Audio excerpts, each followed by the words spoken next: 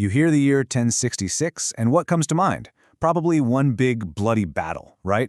But here's the thing. What happened that year was so much more than that. We're talking about a crisis, a conquest, and a total reinvention of a country. So let's get into it. This is the story of a year that didn't just change England, it completely remade it from the ground up. So where does it all start? Well, like a lot of these stories, it kicks off with a death. It's early 1066, and King Edward the Confessor dies. And the big problem is, he doesn't have a clear heir. So almost instantly, the most powerful guy around, Harold Godwinson, gets himself crowned. It was this super quick move, probably to keep things stable and avoid any chaos, but it did the exact opposite. See, Harold's coronation wasn't just a local affair. It basically lit a fuse across the English Channel. Why? Because you had two other incredibly powerful men who were absolutely convinced that the English throne was theirs. Which brings us to the big question, the one that defines this entire year. Was Harold even the rightful king? And this was no simple disagreement over who's next in line. No, this was a full-blown, three-way brawl for the ultimate prize. You've got Harold Godwinson, the English choice. Then there's Harald Hardrada, the hardcore king of Norway. And of course, William, the super-ambitious Duke of Normandy. Three powerful guys, one throne. It's gonna get messy. Okay, so what makes this whole conflict so fascinating, militarily speaking, is that it's a total clash of styles. It's like a classic sports matchup. In one corner, you have the Anglo-Saxons with their legendary shield wall. I mean, think of it as a human fortress, this disciplined, interlocking wall of shields and spears that was just ridiculously hard to break. And in the other corner, the Normans, with the new rock star of the medieval battlefield, the heavily armored knight on a warhorse, basically a human missile. And you know that image we all have of knights just plowing through everything in their path? Well, this is where that idea gets a serious reality check. At the famous Battle of Hastings, that Anglo-Saxon shield wall held. I mean, for the better part of a day. William's knights charged and charged and charged again, and they basically just bounced right off. So the takeaway here is huge. This battle was anything but a sure thing for the Normans. But here's the thing about William of Normandy. He wasn't just fighting with swords. He was fighting a war of perception, a full-on propaganda war. He had to sell this story. He needed to convince everyone, especially the Pope, that his invasion wasn't some greedy power grab. No, it was a quest for justice. And check this out, because this is the centerpiece of his whole argument. This is probably the most famous piece of medieval propaganda in history, the Bayeux Tapestry. And in this critical scene, it shows Harold, a few years before all the fighting, swearing a super serious, holy oath to William. The message couldn't be clearer. Harold promised the throne to William, and then he stabbed him in the back. I mean, that looks pretty bad for Harold, doesn't it? The treacherous oath-breaker versus the noble William, just trying to claim what's his. But should we just take this piece of art at face value? Is it really that simple? An open and shut case? Yeah, not so fast. We've got to remember what propaganda actually is. It's a story that's been shaped to achieve a goal. And the Bayeux Tapestry? It was almost definitely paid for by the Normans after they had already won. So its job wasn't really to be an objective history textbook. Its job was to justify the invasion, to give William the legal and moral high ground, and paint this whole thing as a just war. Okay, so William wins the battle, but now he's got an even bigger problem. How on earth do you control an entire country that hates your guts and is ready to rebel at any moment? Well, his solution was intense. It was a complete, systematic, and totally ruthless teardown and rebuild of England's entire power structure. So, you want to know how total this takeover was? I mean, really total? Let's just look at some numbers.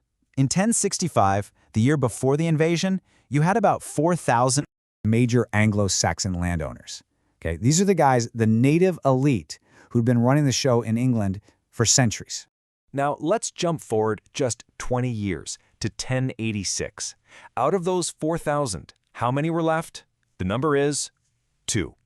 Yeah, 2. That is not a typo. We're talking about one of the most complete and unbelievably fast transfers of wealth and power, maybe ever, in European history. The entire native ruling class was just gone, wiped out and replaced by William's buddies from Normandy. So how do you make this new reality stick? Well, you do it with stone and steel. The Normans went on a castle-building spree. We're talking over 500 new castles popping up all over the country. And you've got to understand, these weren't fairy tale castles. They were brutalist instruments of occupation. They loomed over towns and villages, a constant menacing reminder to the locals of exactly who was in charge now. But William's greatest weapon, his ultimate tool of control, it wasn't a castle, it was a book. You've probably heard of it, the Doomsday Book. In 1085, he kicks off this absolutely mind-boggling national survey of his new kingdom. Seriously, nothing like this had been attempted in Europe for centuries. You could say William basically became the world's first database king. He sent his people out to every single village, every corner of England, to record everything.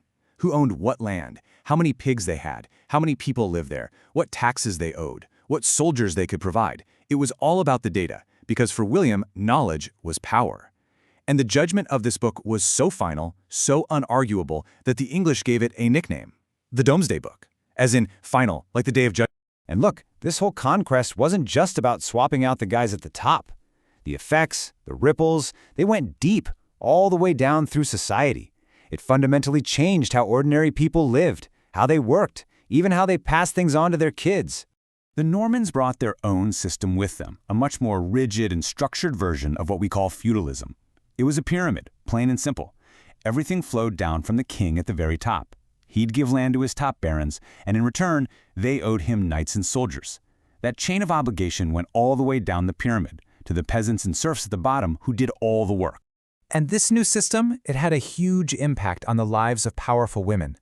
Think about it like this. Before 1066, Anglo-Saxon noblewomen could, and often did, own land themselves. They had real economic power. But in this new, hyper-masculine military-first Norman world, land became tied to military service, to fighting. So the role for women shifted dramatically. They became less about owning property and more about being channels of inheritance, the absolutely critical link for passing land and titles down to legitimate male heirs.